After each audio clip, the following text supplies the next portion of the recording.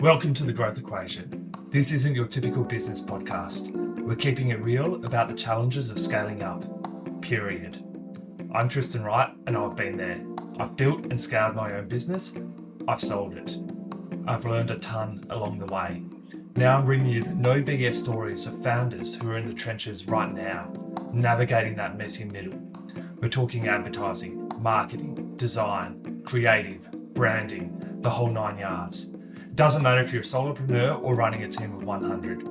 Everyone's got a secret sauce, that thing that makes them different, better. We're going to uncover it. So grab a coffee and let's get real.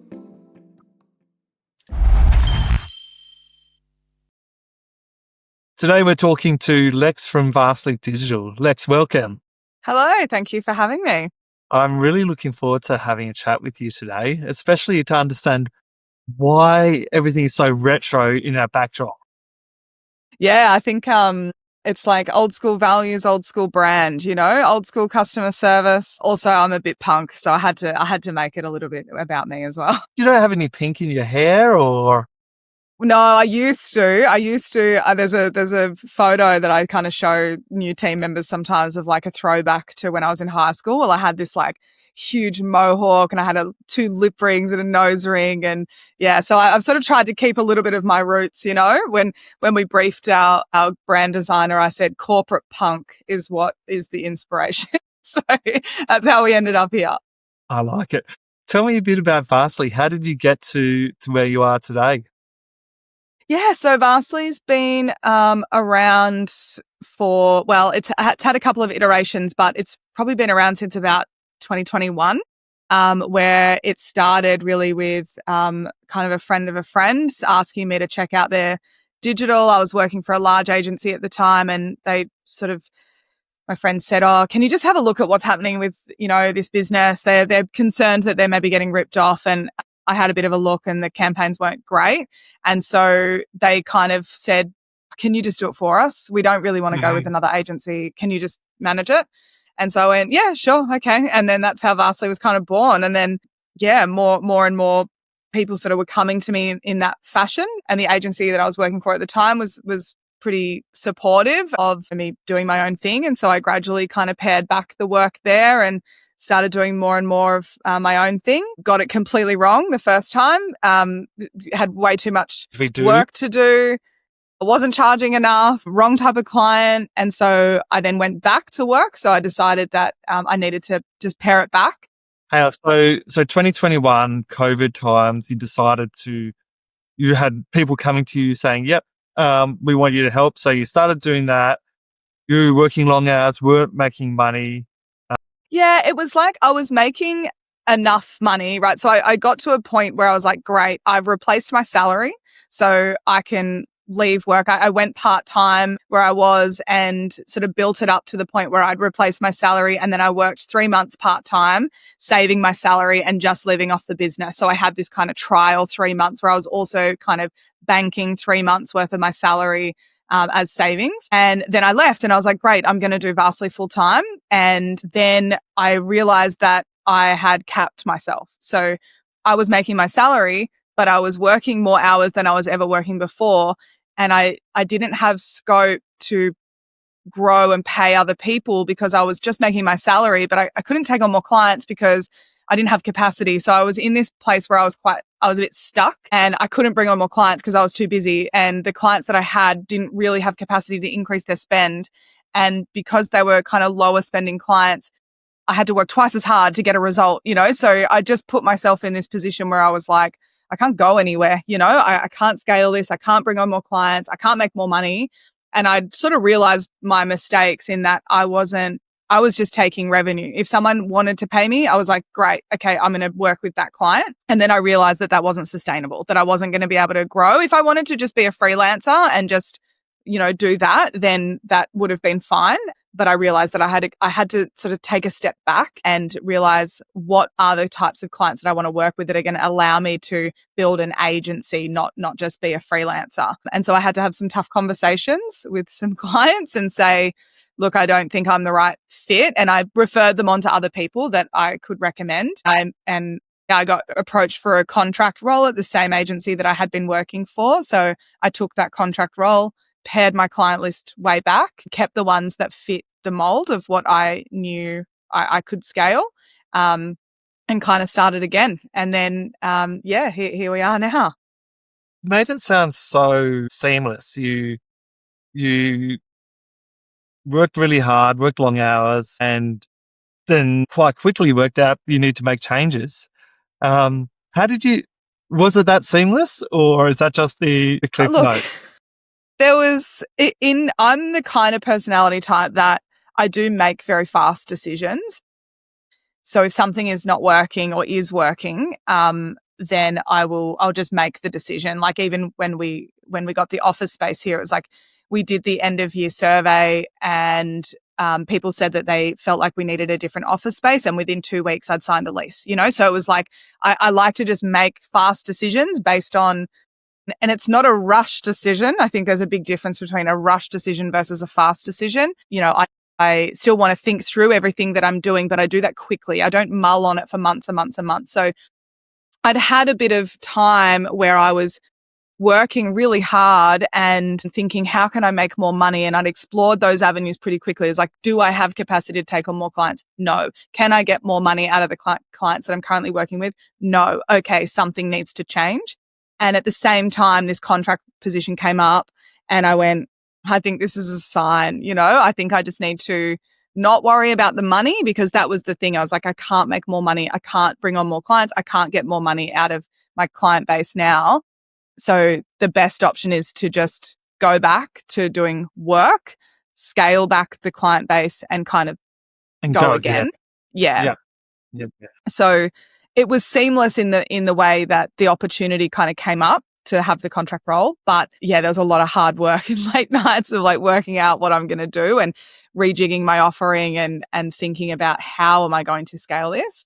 And so when I was back at work, I immediately outsourced the work. So instead of just doing the work again myself, I stayed in the contract role longer with only 50% of that money coming to me and 50% of the money going to outsourcing that work. And then I was able to build the team from there. So I didn't leave the job with only me doing all of the work and just covering my salary. I left at a different point. And so that's now enabled me to kind of scale the team because I wasn't doing 100% of the work. So put simply, version 1 of the business was the way you designed it was a new job for you.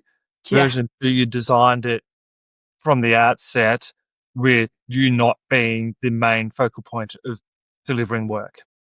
Yeah, so I'm still definitely the main focal point when it comes to client management, which is kind of our next step. We've got a new hire starting towards the end of the year who will allow me to step back from that. So it was kind of a staged approach, I guess. So the first iteration was me doing everything. I was doing the work, I was executing the campaigns, I was doing all the planning, I'm editing the videos, I'm doing the SEO, I'm doing everything, plus managing the client.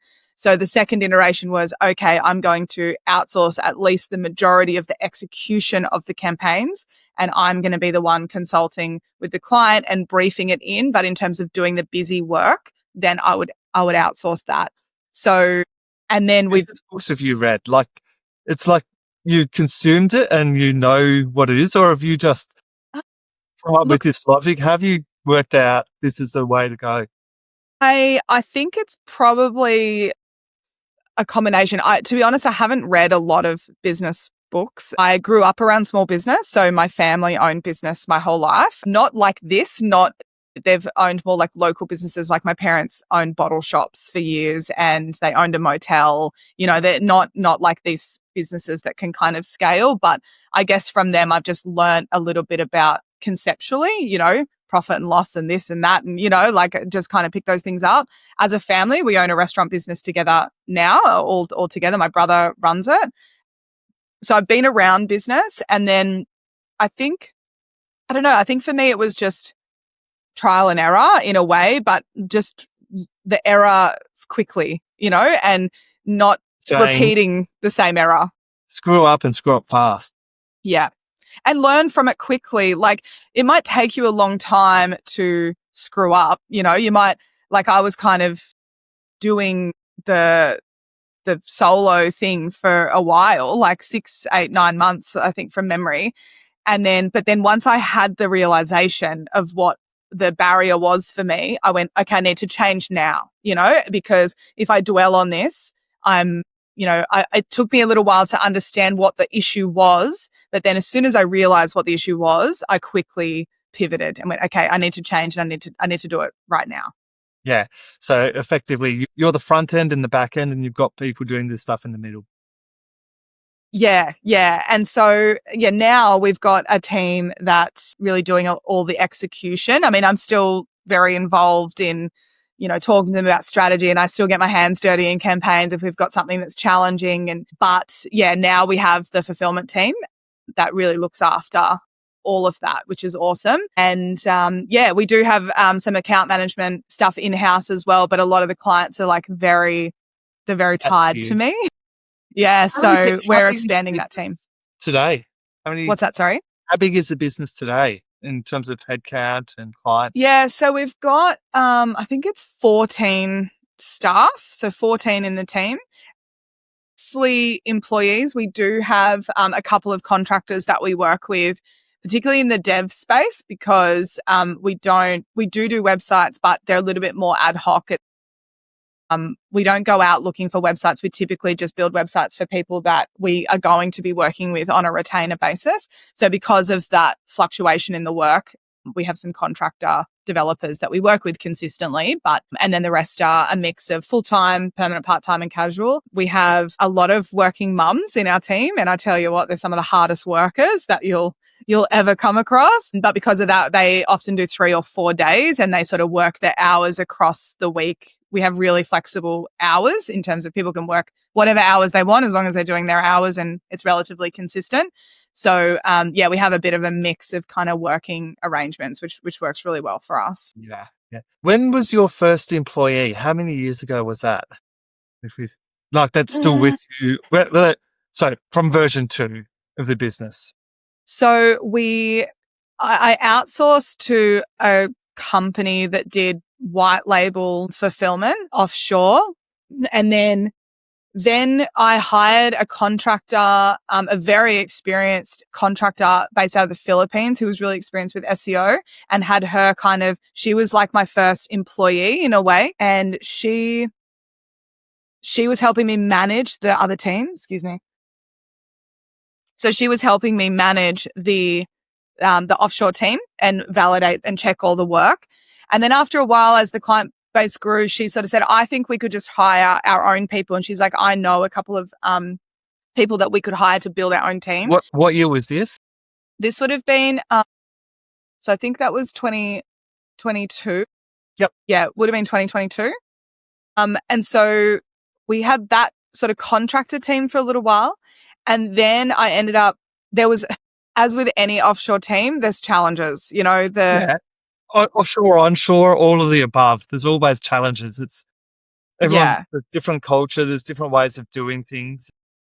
Yeah. And I think I just have a really high standard for the work that we deliver. And so I found myself spending a lot of time checking and redoing work, and realized that I needed someone that was onshore that could help to manage that at the next kind of level. And so I hired Harriet, who is now my SEO director, and she's been with me, basically since then. So she's still with me now. And then as we sort of needed additional resources, we ended up kind of consolidating some of those offshore roles and bringing everything onshore. So now our entire team, except for our developers, are based here in Australia. So a mix of people that are here in the office, and then we also have some remote workers. Harriet was your first onshore, and she's still with you. And was that in 2023? I think that was 2022. Yeah, I think it was 2022. Yeah, 2022, or maybe 2023. I don't know. Either way, you've averaged hiring a new staff member every 2 or 3 months since then. Yeah, pretty much. And look, it's for us, our biggest challenge is always balancing revenue and wage costs, because for me, because I came from a background of growing up with parents as small business owners. I know all digital marketing agencies say, oh, we give a shit. We're the only agency in the world that gives a shit, about their clients. That's everybody's messaging. But I'm one of those that really gives a shit about our clients, and mostly because I think about our clients as my friends or family, my parents' business, and so our balance is always in how can we do things more efficiently without diminishing the quality of our offering and our service level. So being a profitable business without compromising on the quality of our service. So, we're still like a scaling business, we're a growing business where, we're always looking at, our profit to wage costs, like for every agency is always the biggest challenge. So yeah, we're looking at ways that we can introduce AI and make things more efficient and things like that. But we've never hesitated to hire if we've got the revenue and we need the extra headcount. The plan for Vastly is to scale without reducing the quality of our service. So we don't hesitate to hire good people when we need them. Because I imagine if you've got the capacity, you're able to deliver and you're less likely to have churn. Yeah, our churn rate's really low, to be honest. Like we bring on clients and we retain them. We don't have lock-in contracts for any of them because I want to keep them based on the merit of our work, not because we've made them sign a piece of paper that they have to stay. And to be honest, the only clients, there's probably one or two where I've gone, oh, we maybe could have just given them a little bit more love, where someone's kind of swooped in and sold them this really extravagant strategy. It's not that we haven't been delivering, but maybe we could have been a little bit more strategic with them with their business growth. But otherwise, the only clients really that we've lost has been because they're kind of not ready. Maybe the business is a bit too small or they've had other things that have happened. And a lot of them have come back, like we had a plumber recently who we had been working with. And he cancelled because he said, I just don't have the cash flow at the moment. And we went, yep, no problem. All good. We understand. And then not long ago, he's like, okay, I'm ready. I'm back, So, Yeah, awesome. So I think that's been something that we've really, prided ourselves on is, getting a client and keeping them, and having good people that do good work and care about the outcome for the client. Really interested in is 1 to 14 staff, including yourself. Systems and processes must have adapted. Yeah, man, it's an For those ever that are only evolving. listening, the reaction on Lex's face then says it all. Yeah, it's so interesting. I mean, you go like I don't know where I got this from, but I was clever enough in the early stages to think we need some SOPs, we need standard operating procedures. And it's an ever evolving, thing where, and people forget that they're there and they forget to look at the checklist, so it's constantly like, reminding people that they're there and iterating on those and working out what is the best method of having these. And now with all these AI tools, I'm seeing these things where you can feed in these documents and create a GPT basically for your SOPs. Like there's some really cool stuff out there, but yeah, we've feel like in the initial stages, you're just doing the work. You're going, okay, let's just do the work. And then I'm going to kind of write a document about how I do it. And then at least we have that for somebody to then come in and do. And I even went through a phase of one of my friends had her own business and she was looking for some extra work and I needed some help. And so I was like, right, just come in here and write SOPs. I just want you to do that. So it is really important, but we're also adding to them all the time. Like a good example was, we had an automation that had broken and from our end, the reporting still was working, but the automation had broken. And so just this week, we're like, okay, we need to put that on the checklist that when we're doing our weekly checks on campaigns, we need to be just visually checking the automation and just making sure it's still working. Because if it goes 2 weeks with a broken automation, that's a problem. Yeah. So it's like, okay, let's add that now to our checklist for that particular thing. So, I think having something is better than nothing, and it's never going to be perfect because it's always evolving. But having something, is so important.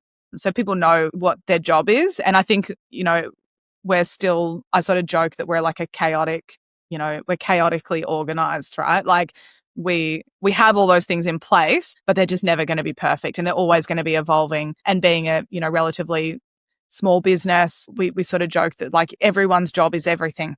It's like everyone is responsible for everything. if you see that a CPL on a campaign's gone up, like, and it's even if you're not the manager of that campaign, flag it. It's, no one sits back and sort of goes, well, that's not my job, which is, a really important part of the culture.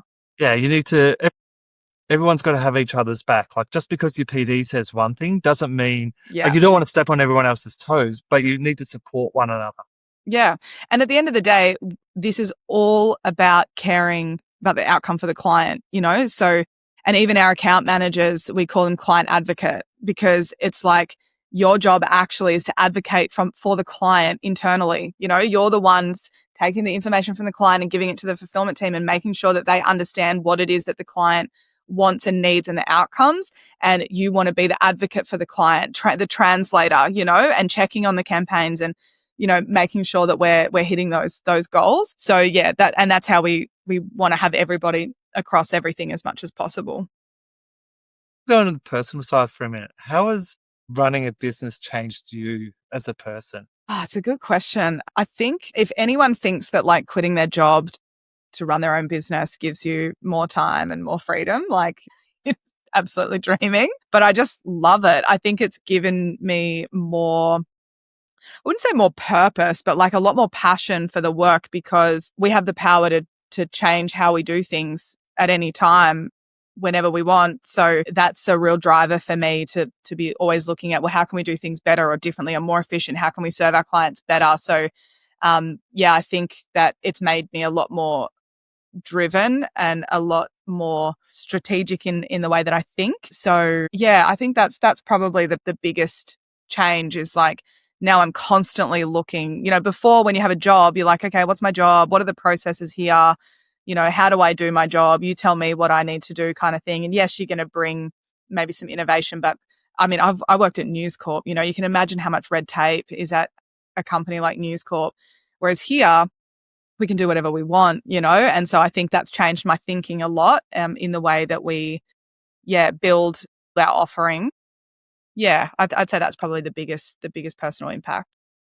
What about like from an emotional standpoint? Like, has there been times where you've been like, why am I doing this? Or No.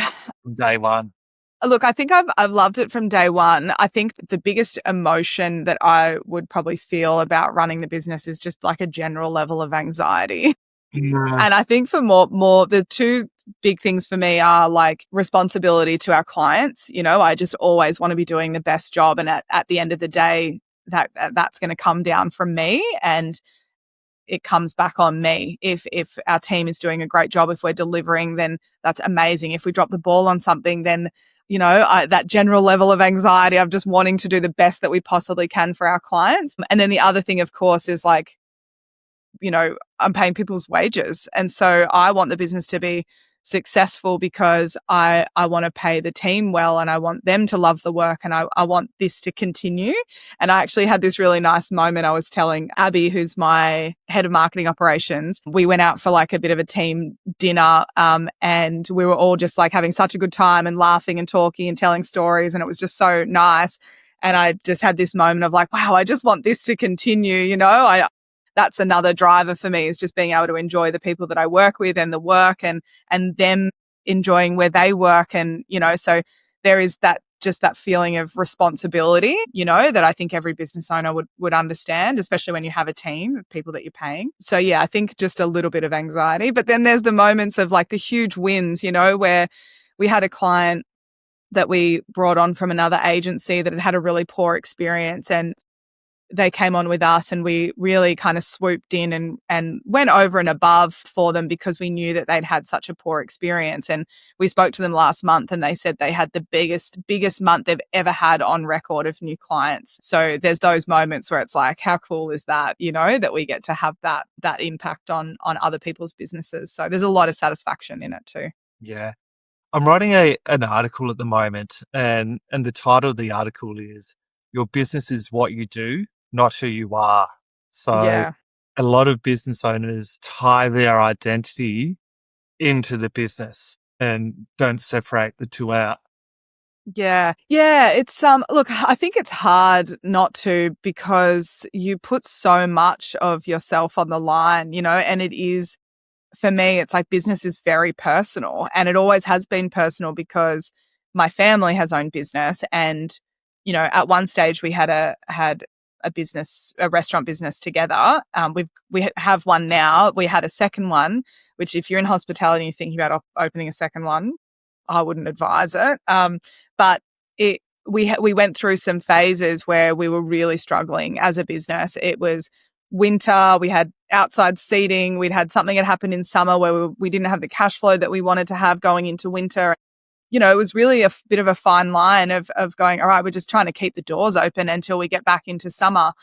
And I always think about how we weren't telling everybody about that. We weren't going, hey, the business is really struggling. So I always think about, like, if some slimy salesperson from some digital marketing agency comes into a business at that point and is not considering how personal that is and how important, delivering a good result and doing what you say you're going to do. If someone did that to my parents or to my family or to my friends' businesses, it just makes me wild. So I take it very personally because it is personal for business owners. It's personal for me.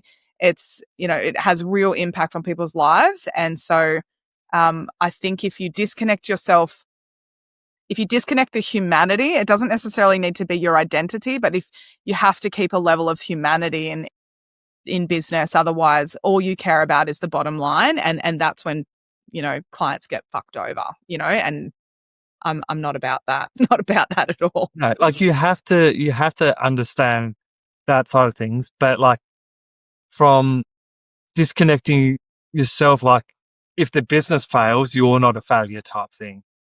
Totally. And I think, yeah, look, I've had other businesses that I've run and haven't worked in the past, like just things, even from like being really young, from being like 22 or 23, like hustling, trying to do an e-commerce business and like, just I've done heaps of different things, lots of different iterations of things. And, failure, I think failure, obviously you learn every time something doesn't work or, and even failure doesn't necessarily have to be, I've lost everything. Failure could just be, I thought this idea was going to be a good idea and it's just not, and just accepting that what I thought was going to be great, it's not as great. It's not as great as I thought it is.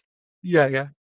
So yeah, I think that's just all learning. But I would also, I'm one of my favorite sayings is test before you invest.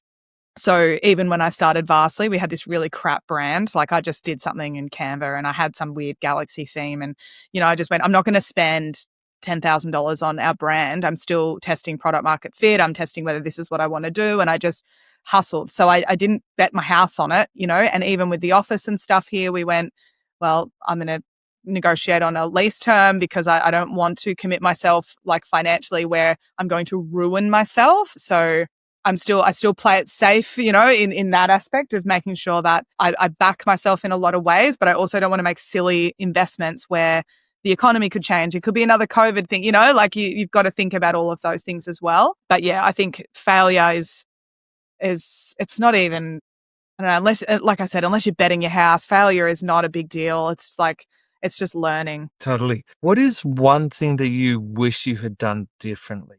If you had to change something? I think probably saying no a little bit more, and I'm still guilty of this now because it's like the whole kind of put your own mask on before you put other people's masks on in the plane kind of deal where, because we've really built our reputation on being really ethical and doing the right thing by our clients, we sometimes get people coming to us at an emergency situation where they have lost money with another agency and they're kind of looking to us to help rescue them, but then they don't have the money to invest in actually paying us properly to do the service that we have. I find myself sometimes doing a lot of favors and it doesn't actually help me with my business, and so I think, yeah, saying no to the wrong clients and probably drawing more boundaries around your urgency is not my urgency. And I'm a real sucker, really. I'm a sucker for people who are going, we've lost $10,000 and really So need a you're new calling on website, but question. we only have $2,000 to spend. And I'm like, oh God, I'll help you, you know? So I think that's probably the biggest thing that I would change is not letting other people's urgency be my urgency. Yeah. And that's the hardest thing. But I'm just too empathetic, I think, with people in that situation, because I imagine it being my parents or my mum, and they're looking to me for help, and I'm like, I want to help. Yeah. But sometimes You've got to look after yourself first. yeah. So maybe the way you do it is, cool, we'll help you, but we know you can't afford us right now, so we're going to take a profit share. Yeah, look, I've thought about that too, but then it becomes really messy. It's like, well, how do I know what orders they're taking and whatever? So now what we're doing more so is like payment plans. So saying, look, we can do it and we'll do it in this way. And we'll, you just pay this deposit and we'll get this part of it done and get it up and running. And then by this month, we're going to take payment for this work over a period of time or whatever. So we try to be flexible within reason, obviously. I mean, we're not a charity at the end of the day. And also we do really good work. So I want to make sure, obviously, that we're charging for it, because that's also how we hire great people. Yeah. So yeah, it's always just the balance of being really helpful and empathetic, and also being a business that ultimately still needs to make money as well. Totally. At the end of the day, you need to make money to feed your family, feed everyone around. Yeah, yeah.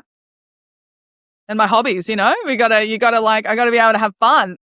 That's it. Where's Varsity going to be in 3 years' time? Look, I think we're changing a lot, with AI. The industry is really shifting quickly. So we're going to keep doing what we're doing, and we're kind of keeping an eye on the changes that are coming in the industry and trying to really pivot and be a part of that, the early adopters of the new technology and everything that's coming. I think what I'd like to see is, in the next 3 years, probably at least double our client base, but without compromising on service. And so I think, and I think we're also looking at some other things that we can do in terms of platforms and technology now with AI, and how we can help our clients, and also even support other agencies in with some of the platform ideas that we have. So we're potentially looking at a tech something, it's a little bit secret, but I mean, there's just so much opportunity with AI now. And but I mean, ultimately my passion is for supporting small to medium businesses in their business growth. So whatever that looks like, obviously we lean digital because that's what we love, but we still connect businesses with PR agencies or radio if we think that that's what they need. But ultimately it's how can we continue to serve small to medium business, and support them in their growth. That's awesome. Lex, thank you very much for your time today. If Thank people you so want to much, get in Tristan. touch, what's the best way for people to connect? Yeah, just jump on our website. So it's vastly.com.au. And there's a contact form. There's a phone number there. We've got blogs and there's lots of resources and stuff on there. But I mean, one of our core values is that we love a chat. So just get in touch. Never would have guessed. It's my superpower. Thank you very much and have a great day. Thanks, Tristan. That's a wrap. Thanks for tuning into The Growth Equation. If you've enjoyed the show, hit that subscribe button and leave a review. It helps us big time. Catch you next time. And if you want more, head over to evolvetogrow.com.au for show notes and exclusive content.